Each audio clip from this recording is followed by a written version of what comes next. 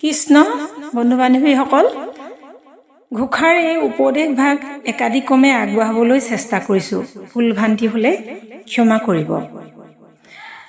অব্যক্ত ঈশ্বৰ হৰি কিমতে পুজিবাতাংক ব্যাপকত কিবা বিসৰ্জন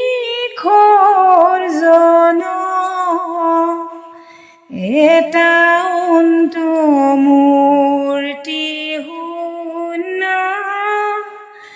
কেন মতে চিন্তিবা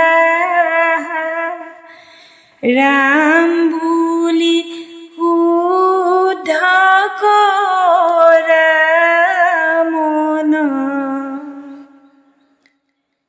এই ঘোষাফাঁকিত কৈছে ঈশ্বৰৰ ৰূপ ব্যক্ত কৰিব নোৱাৰি আৰু সেইবাবে পূজাও কৰিব নোৱাৰি। যদি পূজা কৰিব লাগে তেনেহ'লেতো সাকাৰ অৰ্থাৎ ঈশ্বৰৰ আকাৰ থাকিব লাগিব আৰু তেতিয়াহে বিসৰ্জন দিব পাৰিব। পূজাৰ প্ৰতিমূৰ্তিবোৰ বিসৰ্জন দিয়ে বুলি আমি সকলোৱে জানো, নহয়নে বাৰু? নিৰাকাৰ ভগৱন্তক এটা মূৰ্তিৰ মাজত সীমাবদ্ধ কেতিয়াও কৰি ৰাখিব নোৱাৰি, কাৰণ তেওঁ সৰ্বব্যাপী।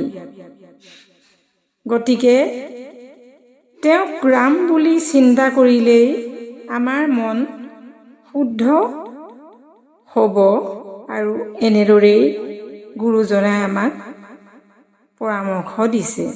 এই ঘোষাফাঁকিৰ জৰিয়তে আমি ইয়াকেই বুজিব পাৰোঁ। আজিলৈ ঘোষা ব্যাখ্যা ইমানতে সামৰিছোঁ। কৃষ্ণ।